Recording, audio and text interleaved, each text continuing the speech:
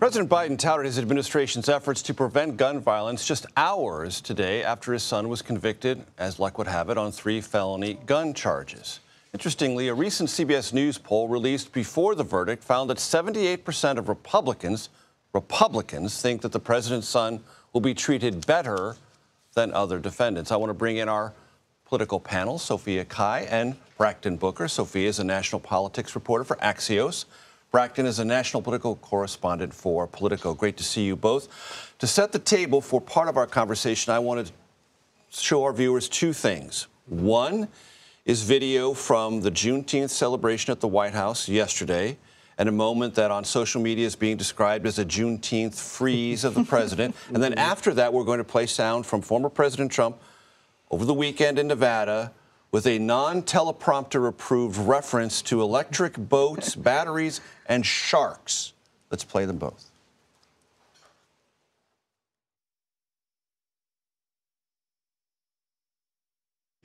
So I said, let me ask you a question. And he said, nobody ever asked this question. And it must be because of MIT, my relationship to MIT. Very smart. He goes, I say, what would happen if the boat sank from its weight and you're in the boat and you have this tremendously powerful battery and the battery's now underwater and there's a shark that's approximately 10 yards over there. By the way, a lot of shark attacks lately. Do you notice that? A lot of shark. I watched some guys justifying it today. Well, they weren't really that angry. They bit off the young lady's leg because of the fact that they were not hungry, but they misunderstood who she was. These people are crazy. He said there's no problem with sharks. Okay, now we're going to show you the video. This is South Lawn of the White House, Juneteenth celebration. Music is playing, arrayed around the president, lots of different people, including the vice president. The president not moving at all. Not moving at all. And that sort of holds and persists. Now there's a turn, ever so slightly. Back to our political panel now. These are being digested in different ways.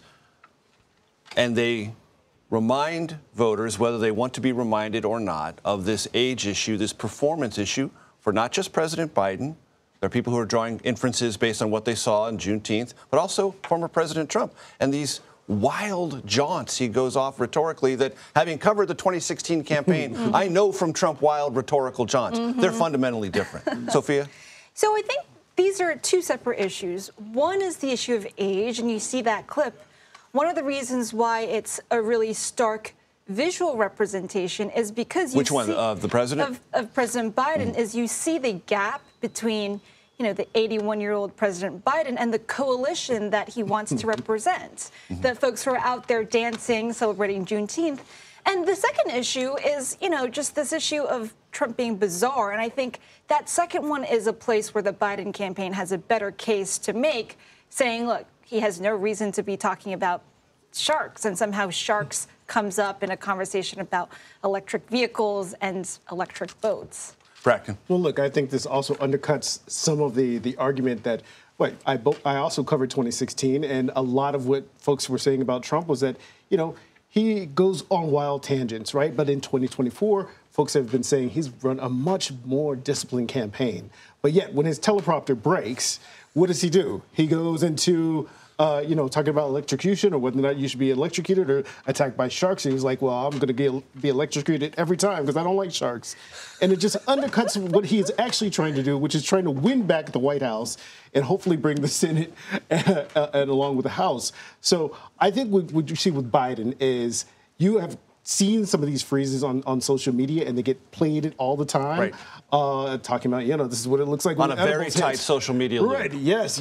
So it really reinforces this guy is not really there, and he's serving as sort of this puppet for Democrats. And as we do all the time, we have our reporters across the country talking to voters on issues like this. We were recently down in Marietta, Georgia, talked to a Democrat, an independent, and a Democrat, self-described, about this question: performance, age, acuity. Let's take a listen to all 3 of those. I can't make a judgment call on mental fitness. You know, I mean, it would have to come from a physician, and, you know, it's going to get spun so much that it may or may not be the truth. So, President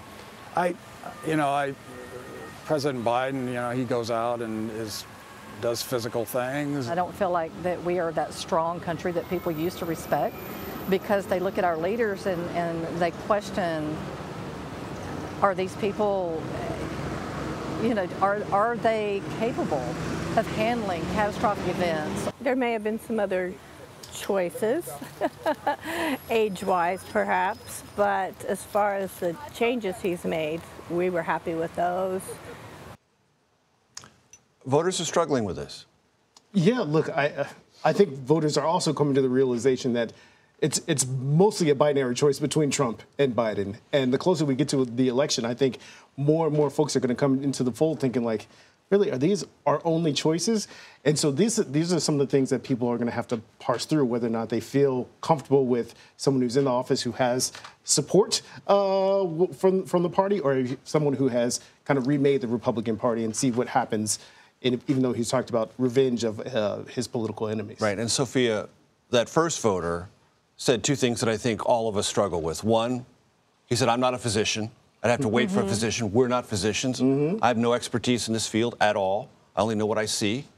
Second, well, if something happens, it's probably going to be spun in some way, so I can't be sure of what's true. I think voters that's that distrust. Struggle with that as well. And that seems to be part of this conversation that we should not lose sight of. Well, I don't think, of course, not everyone is a physician, but everyone has seen a father or a grandfather age. And lived experience matters a great deal. And I think that's what the data point that they can compare it to. And so, you have to wonder if when voters see Biden or even former President Trump, if they see glimmers of a family member that they've seen rapidly decline. Brakkton, I want to ask you about today's legal events and what effect you think it might have on this debate that has been launched by the former president that our justice system is just rigged. Rigged and has been weaponized against him. Right. Well, I think check with Bob Menendez, Henry Cuellar, and Hunter Biden. Sure, I think that undercuts his argument somewhat, but I think it's going to come down to what sentencing either Hunter Biden gets or what Trump gets out of his Manhattan trial for his 34 convictions on hush money. I think what also is important to note is that Hunter Biden's legal troubles are not over for this year. He has another court case coming up in September in Los Angeles over taxes, where it seems like all the other cases facing Trump are seemingly frozen in time, both the two federal cases and the one in Georgia, probably not coming up before an election year, before the election this year. So I think voters are going to have that kind of seared in their mind that Hunter Biden is going to be perhaps convicted again right before the election. And Sophie, I want to ask you, we're all sort of keeping an eye on this June 27th scheduled debate. Lots of things to confirm and lock down before we know for sure that's going to happen, but it's scheduled, it's there. Our expectations are. How do you think the events of the last couple of weeks, not just the legal ones, but the Biden executive action on the border, feed into the preparations for that debate? Yeah, I think two key topics is who can show that they are stronger on the economy and stronger on immigration. Those are going to be key and top of mind for viewers and voters at home. I think for Trump, his team is not going to want him spend too much time talking about his own problems and legal things. I mean, I've heard from Republicans who know that if Trump keeps talking about himself, he has better chance of losing. If he makes it a referendum on Biden and Biden's 4 years, then, Trump may have a better chance. So the debate will be very hot. It'll be highly anticipated, and I think a lot of us will be tuning in.